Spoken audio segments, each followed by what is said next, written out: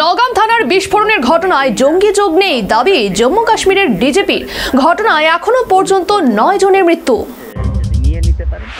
জম্মু কাশ্মীরের নওগাম থানায় বিস্ফোরণের জেরে মৃত্যু হয়েছে রাজ্যের উচ্চ পদস্থ তদন্তকারী আধিকারিকের।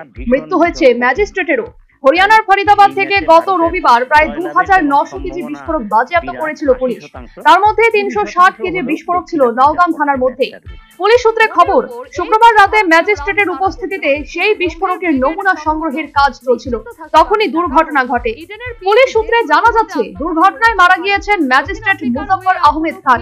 মৃত্যু হয়েছে নওগাম থানার পুলিশ আধিকারিক আসরার উল হক। 2019 সালে জম্মু কাশ্মীরে তৈরি হওয়া স্টেট ইনভেস্টিগেশন এজেন্সির অন্যতম প্রধান সদস্য ছিলেন আসরার। বিস্ফোরণের কারণে এখনো পর্যন্ত পুলিশ আধিকারিক, পুলিশ কর্মী এবং ফরেনসিক বিশেষজ্ঞ সহ মোট 9 জনের মৃত্যুর খবর মিলেছে। আহত হয়েছেন স্থানীয় বাসিন্দা সহ 29 জন। ঘটনায় ধ্বংসস্তূপে পরিণত হয়েছে এলাকাটি। গত 19 অক্টোবর জম্মু কাশ্মীরের একাধিক এলাকায় পাওয়া যায় জৈশ-ই-মোহাম্মদ সংগঠনের পোস্টার। সেই পোস্টারের সূত্র ধরে চিকিৎসক এবং মৌলবাদীদের জঙ্গি মডিউলের কথা প্রকাশ্যে আসে। এই পোস্টারের নিরাপত্তা রক্ষী এবং কাশ্মীরের বাইরে বড় ধরনের হামলা করার হুঁশিয়ারি দেওয়া হয়েছিল। নওগাম থানার পুলিশ গ্রেফতার করে আদিল আহমেদ নামের এক চিকিৎসককে।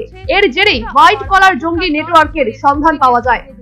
জম্মু কাশ্মীরের নওগাম পুলিশ স্টেশনে বিস্ফোরণের ঘটনায় জঙ্গি যোগ নেই শনিবার স্পষ্ট জানালো সেখানকার পুলিশ।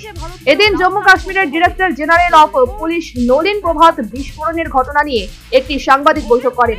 সেখানেই তিনি জানান, ফরিদাবাদ থেকে উদ্ধার হওয়া বিস্ফোরক এবং কেমিক্যালের নমুনা সংগ্রহ করা হচ্ছিল যাবতীয় সতর্কতা অবলম্বন করে। সেই সময়ে এই বিস্ফোরণ ঘটে। এই ঘটনা নিয়ে অন্য সমস্ত জল্পনা ভুয়ো বলে জানিয়েছেন ডিজি। এই ঘটনায় এখনো পর্যন্ত 9 জনের মৃত্যু হয়েছে বলে জানান তিনি। National bureau report, news vanguard.